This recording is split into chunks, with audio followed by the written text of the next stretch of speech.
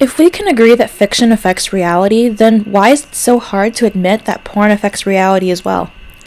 The Jaws effect is a term coined by Dr. Christopher Neff, specifically to describe the enormous detrimental impact that the movie Jaws had on the general public's opinion of sharks. In another study, it was revealed that participants who watched a television program about cosmetic surgery wanted to alter their own appearance using cosmetic surgery more than did participants who were not exposed to this program. Another study found that heavy television viewing by children may indicate the presence of problems such as depression, anxiety, and violent behaviors. Another found that watching movies of teenage smoking led to a significant exposure effect on adolescent smoking inhalation among those traditionally considered at lower risk for smoking.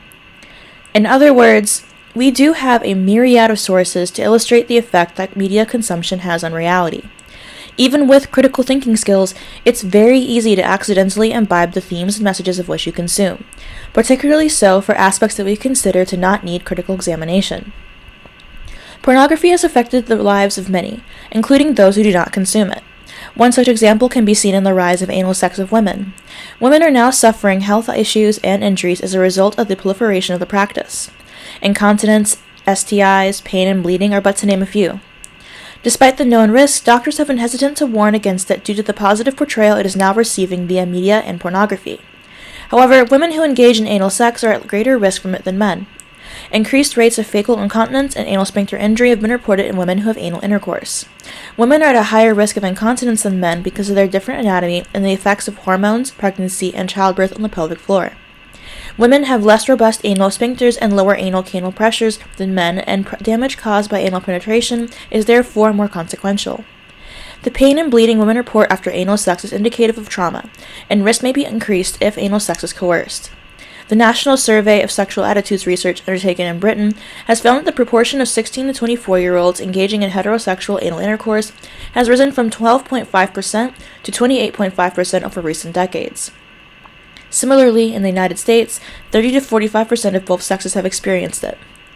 And of course, no matter how much you may claim otherwise, it is highly unlikely that you critically examine the porn you get off to. You're too busy getting off on it to be able to do much more than mindlessly consume. If the effect that fiction plays on reality can be obviously seen through movies, television, and social media, then it stands to reason that pornography, a visual medium, has just as much of an effect, if not more, due to the nature of orgasm proving to be a strong incentive for Pavlovian conditioning. Just as bimbofication rose from porn trends, so too is BDSM becoming mainstream. Having safe, consensual, nonviolent sex is labeled as vanilla, while strangulation and physical abuse is seen as the new sexy way to please one's partner. And if you have concerns, well, you must be a Puritan, since everyone else is doing it. Meanwhile, no one is questioning how what would undeniably be seen as abuse in the bedroom is being shown as harmless and sexy, and how that might affect the world beyond the bedroom. Anyone who dares criticize sex positivity is accused of being puritanical and anti-sex, and often accused of being distinctly unfeminist. Under choice feminism, anything a woman chooses is beyond criticism. Her own personal experience and desires supersede the effect her actions have for women as a class.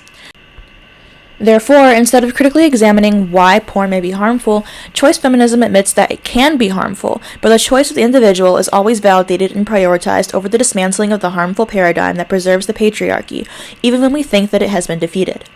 In other words, the concept that the patriarchy influences the choices that women make is now seen as a personal attack. This prevents any trends from being identified and the perpetrators of those abusive acts from being named. This is particularly relevant in regards to sexual practices spread by porn, such as BDSM, rape play, and pedophilic fantasies.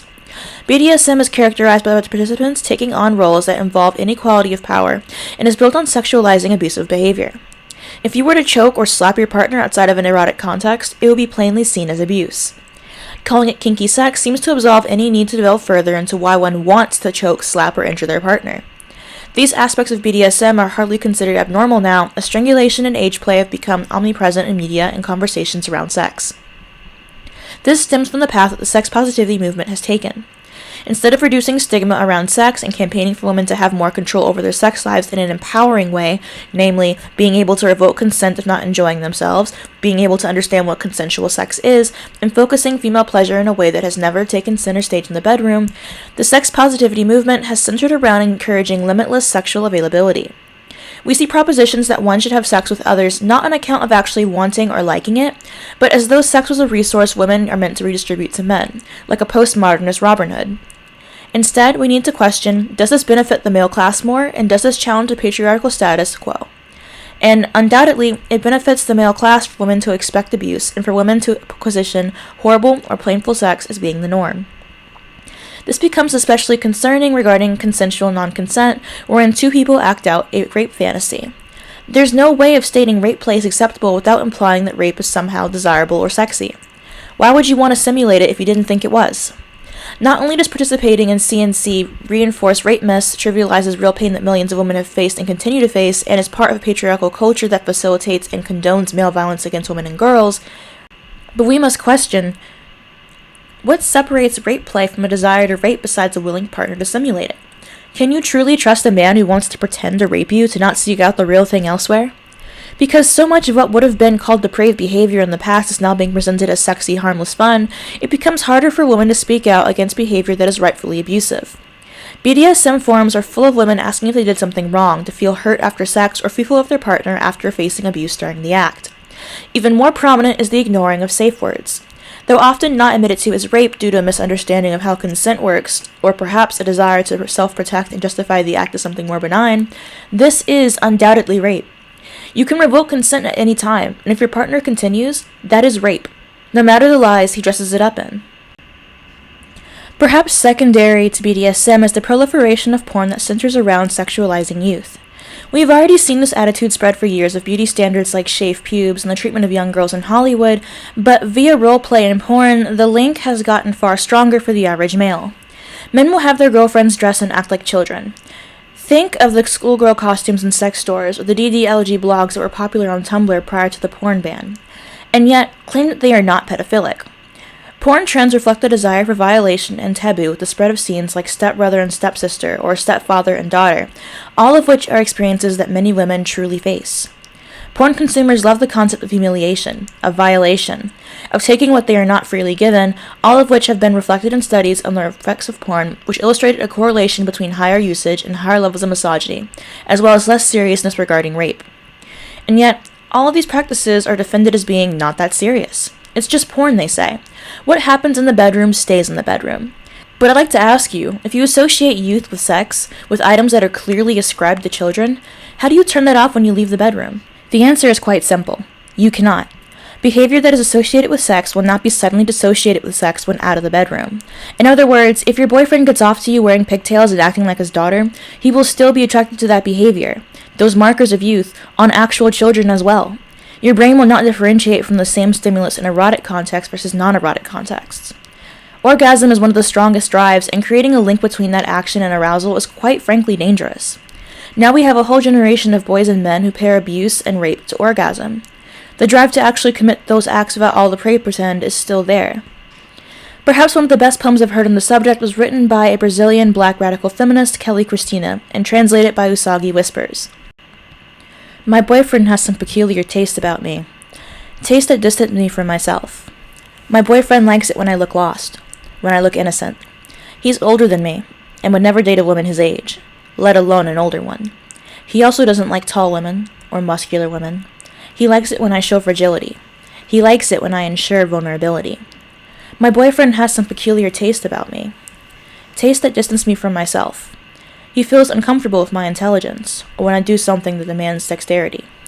He loves it when I pretend I don't know, and resort to his opinions. He likes to feel like he's my teacher, and like I'm his enamored student. The opposite bothers him. He finds me sexy when I look stupid, with my mouth half open and a finger against my lips. My boyfriend has some peculiar taste about our relationship. Taste that distance me from myself.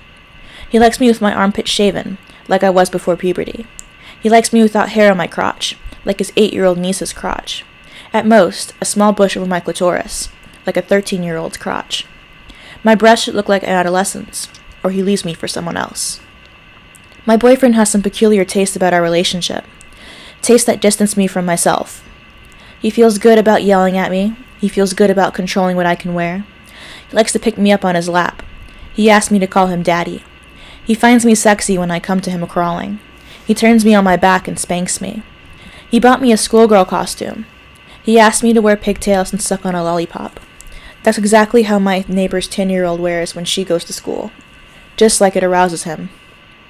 My boyfriend has some peculiar tastes about me, tastes that distance me from myself. His tastes may sound eccentric, but they are the same as my friends' boyfriends and my neighbors' husbands, the same that appear on TV, the same on the magazines. That's the way to win a man over, we soon find out. To look like little girls. That's the way to win a man over. My boyfriend has some peculiar tastes about me. He's just taken his niece to the park. And this, dear viewers, is where we part. I really wanted to include that last poem because it's one that stuck with me, especially that last stanza, and it's something that's so widespread in our culture that it feels like I blinked and then suddenly it was always there.